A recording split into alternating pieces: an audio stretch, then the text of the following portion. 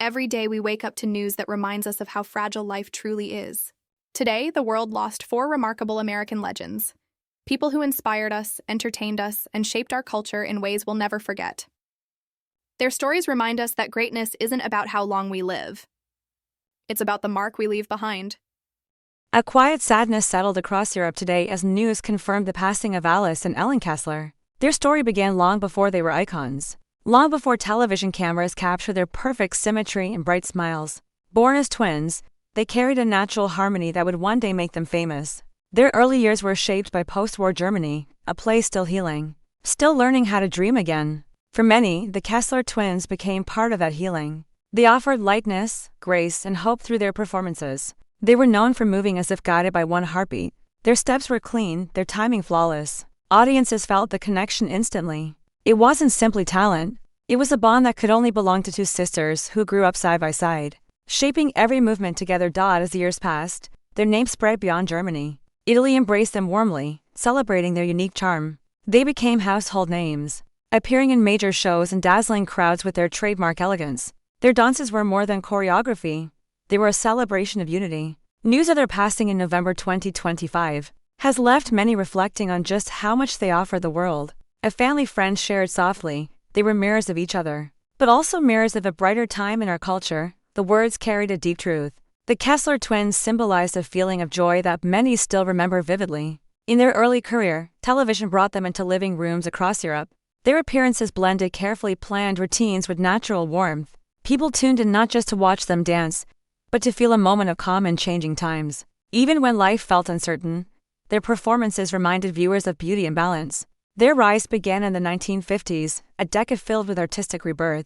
Many performers captured attention, but few reached the level of recognition the Kessler Twins achieved. Their twin identity became a hallmark, not a gimmick, but an expression of shared artistry. When they moved, audiences felt the rhythm echo between them. By the early 1960s, they were performing on major stages, representing their country in large productions and musical programs. They brought something different, a blend of discipline and effortless charm. Critics described them as a perfect duet, praising their ability to stay in sync while still maintaining individual presence. Italy, especially, admired them deeply.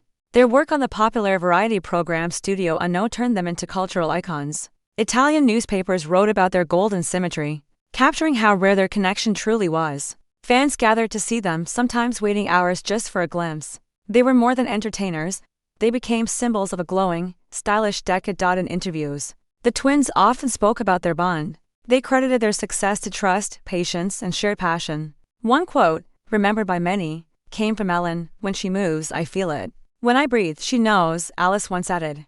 "We never needed to look at each other to stay together. We always knew." Those words echoed in the hearts of fans who admired them not just as performers, but as sisters. Their journey was not without struggle. Fame brought pressure, long rehearsals, and constant travel. Yet they faced it as a pair, each strengthening the other. Their ability to remain grounded earned them respect within the industry. Colleagues described them as disciplined, gentle, and endlessly generous. Through the 1970s and 1980s, their influence continued. They appeared in musicals, television specials, and live events. Even when new entertainment trends rose, the Kessler Twins remained beloved. Their style never felt outdated. Instead, it became timeless, a reminder of a period where variety shows were grand and dance was celebrated. As an art. Social media tributes have poured in since the news of their passing. One message, shared by a longtime fan, read, "They carried joy in their steps. Watching them was like watching the stars align." Others described the comfort they brought during their performances, especially for viewers growing up in the post-war generation. As the world reflects today, many remember their signature grace. The quiet tilt of the head, the synchronized spins, the poised smiles. These moments were captured on film, preserved in memories, and cherished by countless families who grew up watching them on weekend television. Their death marks the end of an extraordinary chapter, one filled with music, movement, and the soft echo of twin harmony. But their legacy remains strong. Younger artists still study their routines to understand the discipline behind their effortless style. Dance groups around the world reference their work as an example of perfect timing and emotional unity. What made their bond special wasn't only their identical appearance, it was the way they shared their talent with sincerity. Their performances felt warm, inviting, and always filled with respect for their craft. They never tried to overshadow one another. Instead, they created a shared space where the voices could speak as one, even as they aged. Their connection stayed unbroken. They appeared at events together, always side by side, always supporting the shared story they had built. For many, they represented a rare kind of lifelong partnership. Their final years were filled with reflection and gratitude. They often mentioned how blessed they felt to have lived such a full and beautiful journey. A close colleague once said they were not just dancers. They were a memory of Europe's brighter days. Those words resonate strongly now. The Kessler Twins didn't simply entertain. They brought families together, created joy, and reminded people that art could still heal. Their passing is a profound moment, not only for fans of classic European entertainment, but for anyone who believes in the power of unity. Their story teaches that connection can create beauty, and that shared passion can leave a mark that lasts long after the final performance. Their journey began long before fame found them. As children, they practiced small routines in their family home, learning rhythm from simple radio songs. Neighbors recalled watching the two young girls dance in the yard, already moving with the instinct of seasoned performers. Even then, it was clear that their lives would be shaped by motion and music. What no one knew yet was how far that motion would travel from quiet German streets to some of Europe's brightest stages. As they reached their teenage years, dance became more than a hobby. It became their voice. Post-war Germany was rebuilding itself, and entertainers played a vital role in restoring morale. The twins stepped into that space with natural grace. Their early performances, though modest, brought smiles to audiences who needed moments of escape from a world still healing. When directors began noticing them, everything changed quickly. Their talent was undeniable, but it was their unity that truly set them apart. To dancers moving as though guided by one instinct, it was rare, almost magical. Producers described them as a single performance split into two bodies. It was this unique visual harmony that would soon carry them across borders. Their first breakthrough came when they were selected for major European revues. Suddenly, they were no longer local dancers. They were international performers, receiving invitations from theaters and television networks. Their work ethic impressed everyone. Behind the scenes, they were known for long hours of rehearsal and a commitment to perfection that never wavered. Television magnified their presence even further. Viewers admired not just their choreography, but their warmth. They carried themselves with kindness, always greeting fans with gentle smiles. Audiences felt connected to them, as if they were welcoming familiar friends into their homes each time they stepped on screen. In Italy, their popularity reached extraordinary heights. Shows like Studio Uno gave them a platform that turned them into household names. Italian fans adored their style, their elegance, and the effortless way they brought glamour to a growing entertainment industry. They became symbols of beauty and optimism during a period when television variety shows were transforming culture. Producers from that era often spoke about their professionalism. One remembered they never complained.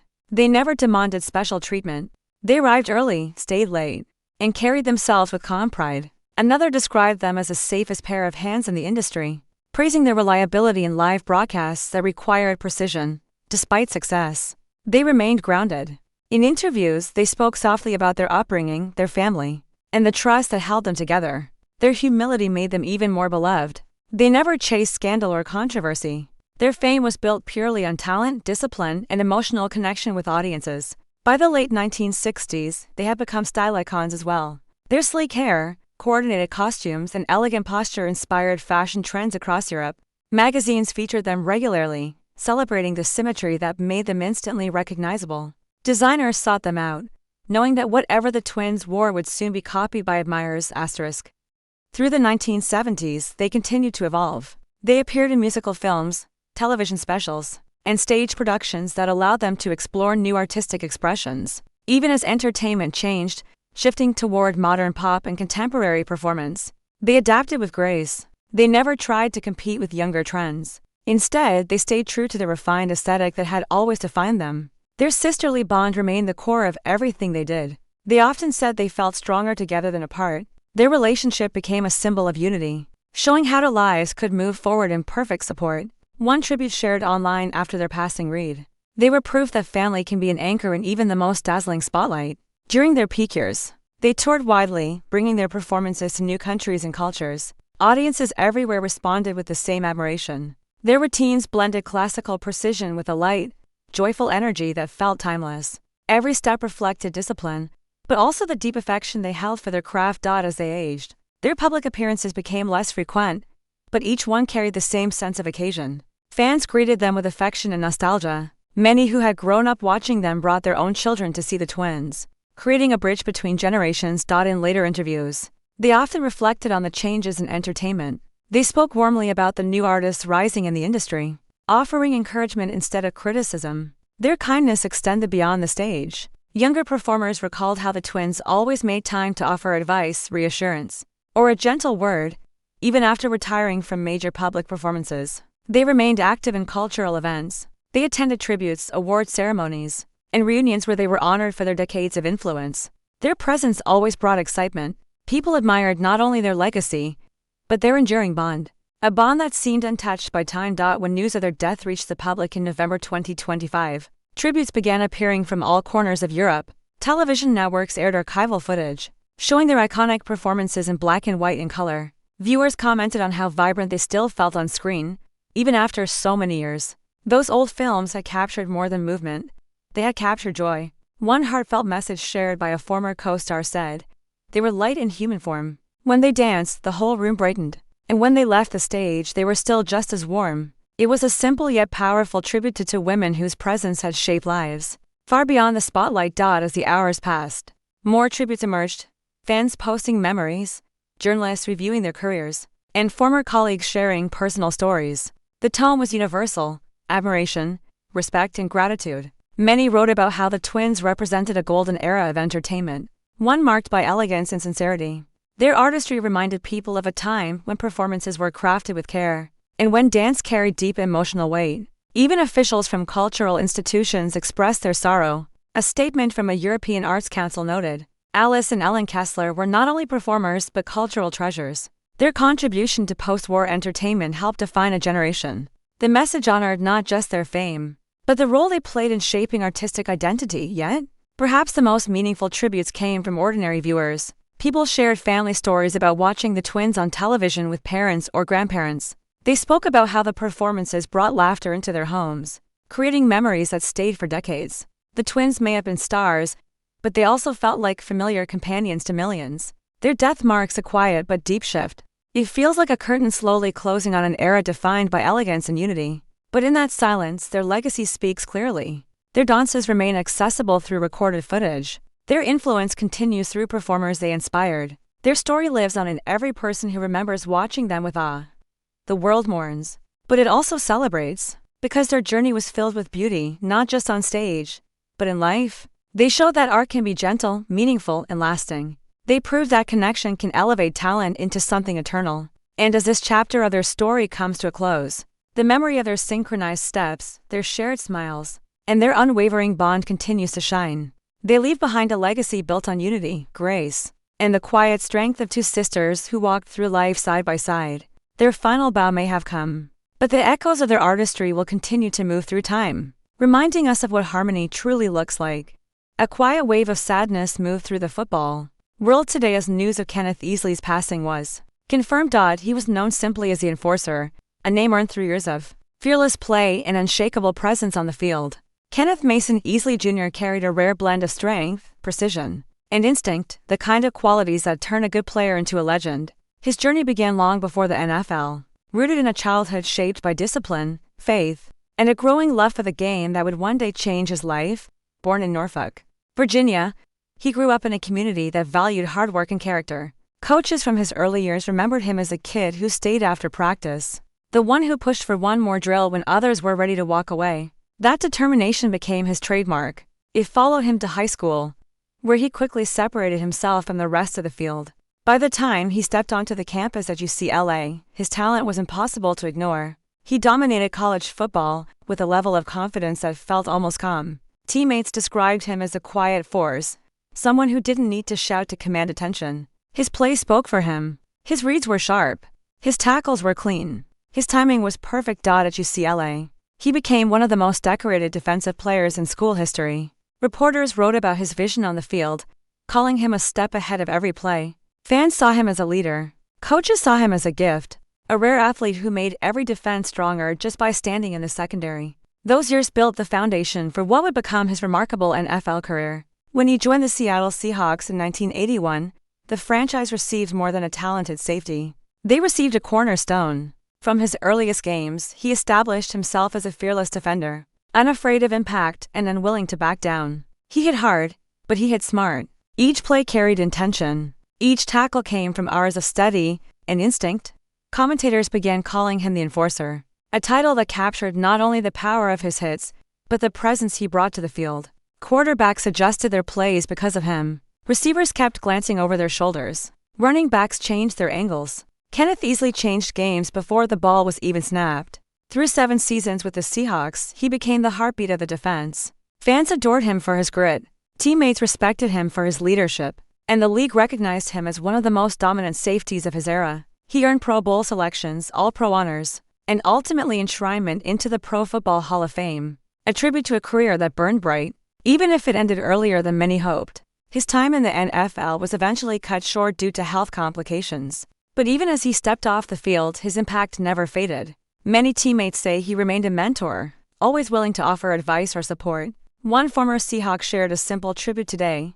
"He made us braver. When Easley was behind you, you stood taller." Those words capture the essence of who he was. A player who lifted others through presence alone. As news of his death spread, tributes poured in from across the sports world. Fans shared memories of their favorite plays, highlighting the interceptions, the game-changing hits, and the moments where he shifted the momentum of entire seasons. Some recalled how he carried the Seahawks' defense during challenging games. Others described the excitement of watching him play live, noting how the stadium seemed to hold its breath every time he lined up in the secondary. Even young athletes, too young to have seen him in person, posted tributes describing how they studied his game through old tapes. His influence stretched across generations. Current NFL players expressed their respect, acknowledging how his style shaped the modern safety position.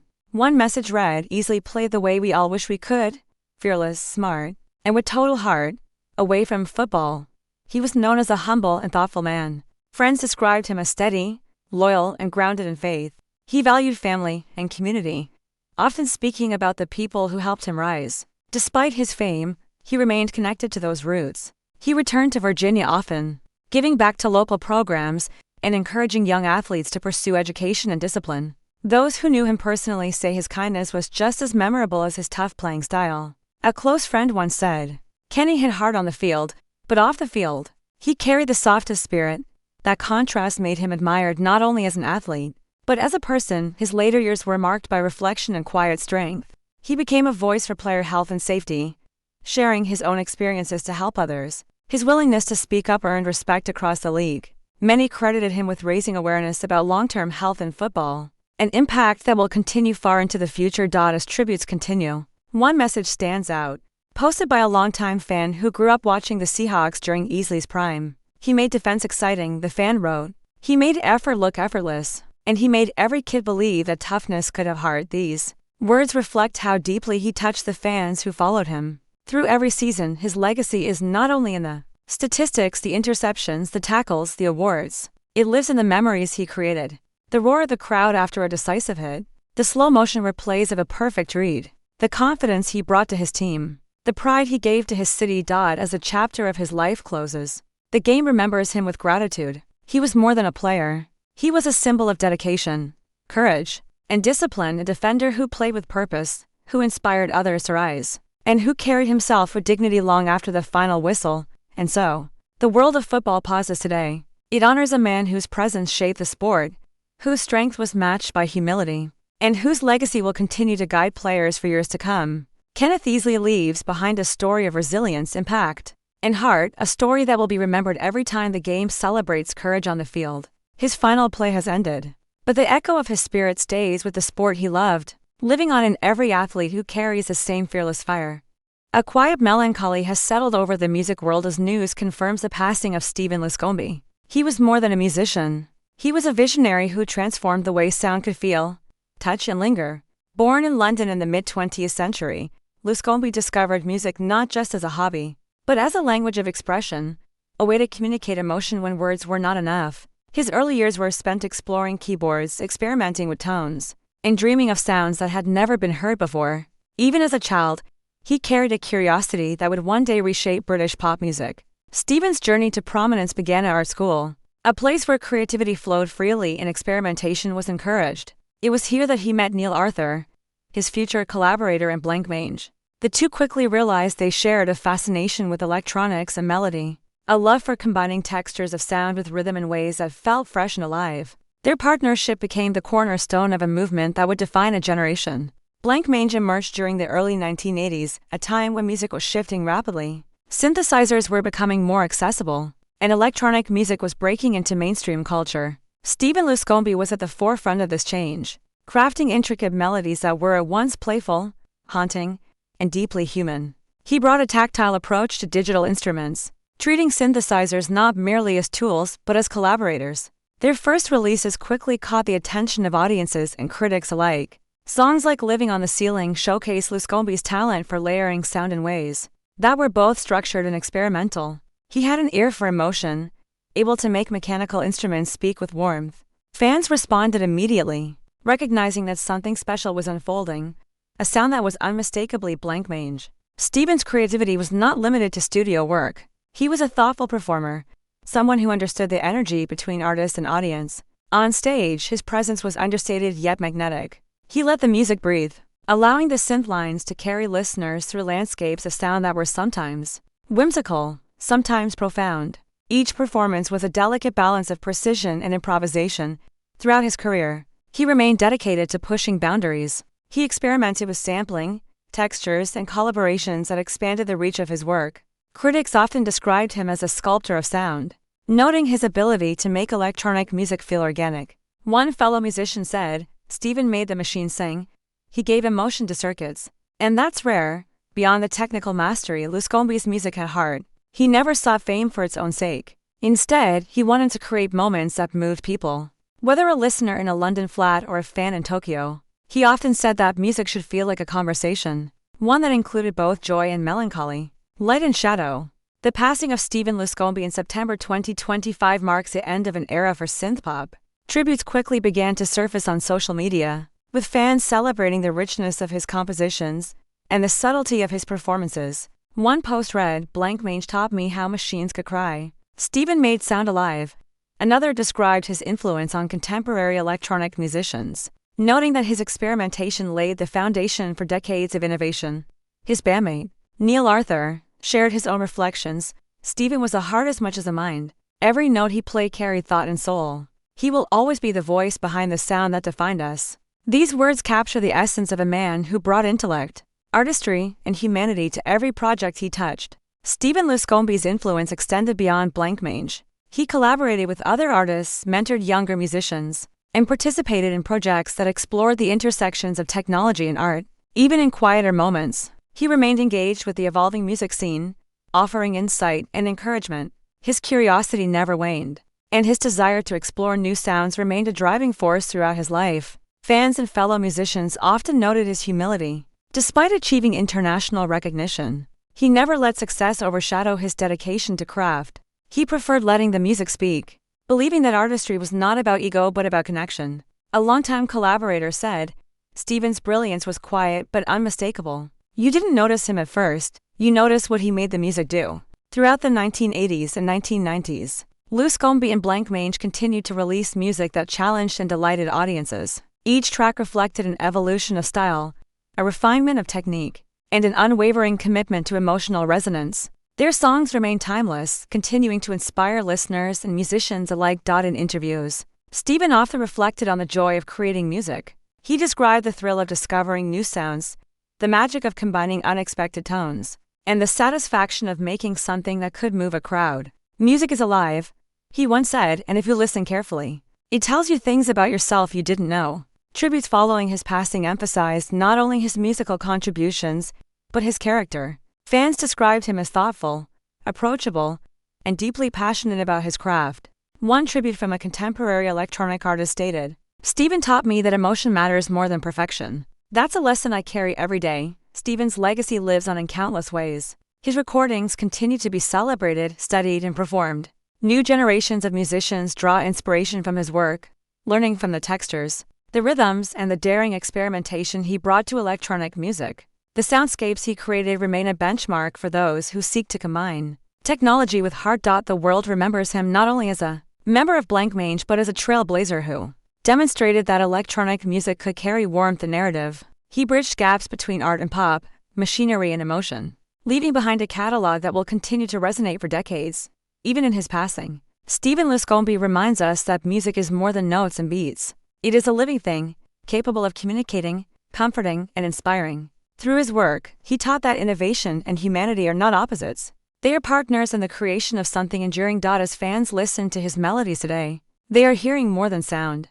They are hearing the legacy of a man who spent his life giving voice to machines, heart to electronics, and meaning to music. The textures he created, the rhythms he explored, and the emotions he captured will remain part of the cultural fabric for generations to come. Stephen Luscombe's final contribution is the example he leaves behind.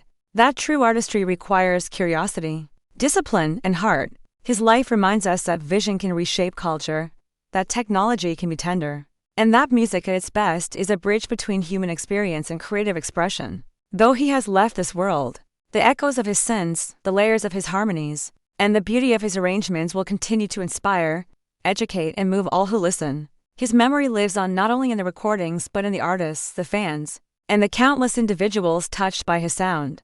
The chapter of Stephen Luscombe's life may have ended, but his music continues to speak, and in that sound his spirit remains alive, vibrant, human, and unforgettable. A soft hush fell over the world of music today as news confirmed the passing of Hermeto Pascoal. Known as O Bruxo, the wizard, Pascoal lived a life devoted entirely to sound. His journey began in Lagoa de Canoa, Brazil, where he discovered music in the rhythms of nature, the cadence of speech, and the heartbeats around him. Even as a child, he treated the world as an orchestra. Anything could become an instrument, a branch, a cup, a whistle. The sounds of life were his teachers, and from them he crafted a language that spoke to the soul. Hermeto's early years were shaped by both hardship and wonder. He grew up in a region where musical opportunity was limited, yet he listened closely to every note around him. He absorbed melodies from Brazilian folk traditions, jazz recordings, and classical music. This eclectic intake became the foundation of a style that would later defy genres. By his teenage years, he was already performing locally, blending traditional instruments with improvisation in ways that drew attention for their audacity and inventiveness. His arrival on the national scene marked the beginning of a revolution in Brazilian music. Pascoal was fearless. He challenged conventions, experimenting with sounds that others might have dismissed as impossible. His compositions often combined multiple instruments simultaneously, layered with unusual textures and rhythms that seemed both spontaneous and deliberate. Fellow musicians marveled at his ability to conjure harmony from chaos, earning him the title O Bruxo, the Wizard of Sound. In the 1960s and 1970s, Pascoal collaborated with some of the most influential Brazilian and international musicians. His work with Miles Davis, for instance, demonstrated a capacity to bridge worlds, blending jazz improvisation with Brazilian sensibilities in ways that were groundbreaking. Critics described him as an alchemist of music, someone who could transform everyday noises into profound artistry. Despite his international acclaim, Pascoal remained rooted in his homeland. He traveled often, sharing his philosophy of music as an omnipresent force. To him, rhythm was everywhere, and melody could emerge from the simplest objects. He taught students to listen differently, to the wind, the rain, or even footsteps on a street, and to recognize that creativity was not bound by convention. Many describe Pascoal as both playful and meticulous. On stage, he would often smile as he orchestrated unexpected sounds into a coherent musical statement.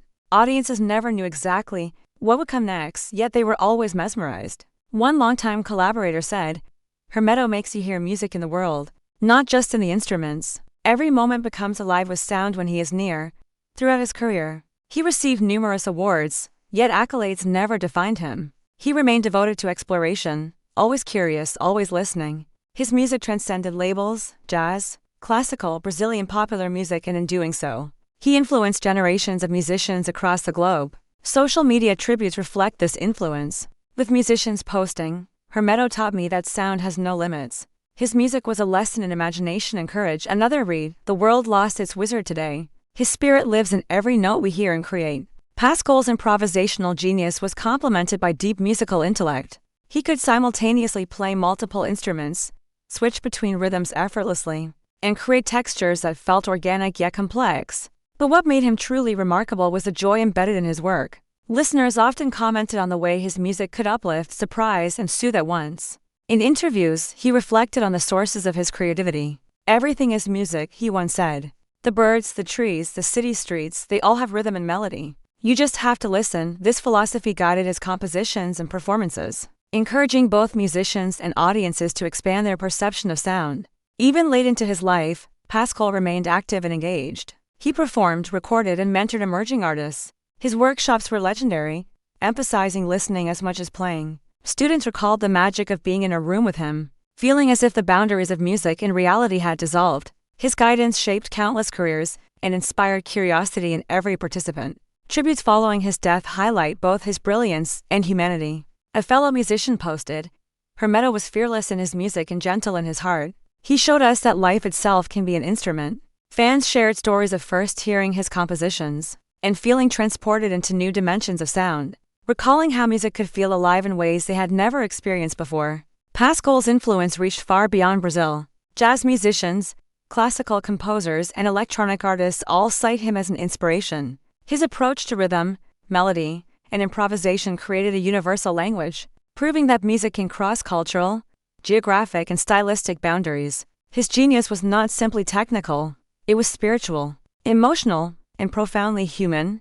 Throughout his lifetime, Pascal received countless accolades, yet his true legacy lies in his work's enduring vitality. His recordings, improvisations, and compositions continue to resonate, reminding listeners that music is limitless. A journalist noted, "Hermeto Pascal's art reminds us that the world is full of music if we are willing to hear it." His playful spirit extended off stage as well. Friends described him as mischievous, curious, and endlessly observant. He found wonder in ordinary moments, a quality reflected in his music. In many ways, his life mirrored the improvisational nature of his work, full of surprises, laughter, and profound insight. Pascal also emphasized collaboration. Though he was capable of astonishing solo performances, he valued dialogue with other musicians. He believed that music is a conversation, and that the best discoveries often emerge from shared exploration.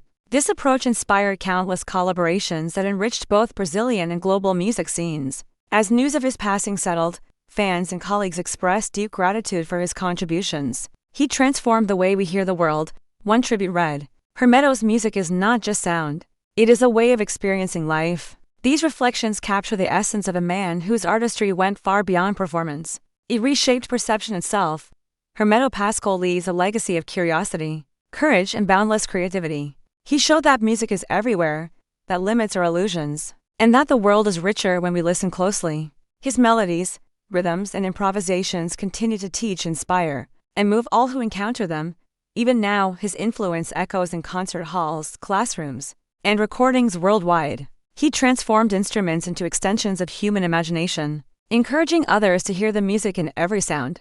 His work will live on, not only as recorded compositions, but as a guiding philosophy for generations of musicians and listeners. His final notes may have faded in the physical world, but in hearts and minds across the globe, Hermeto Pascal's music continues to sparkle with life. His vision, his courage, and his extraordinary creativity ensure that the wizard's spirit will remain forever in the rhythm of the world. Though the curtain has fallen, the music endures. Hermeto Pascal will be remembered as a magician of sound, a visionary, and a soul who taught the world to listen more deeply. A lasting gift that will resonate for decades to come.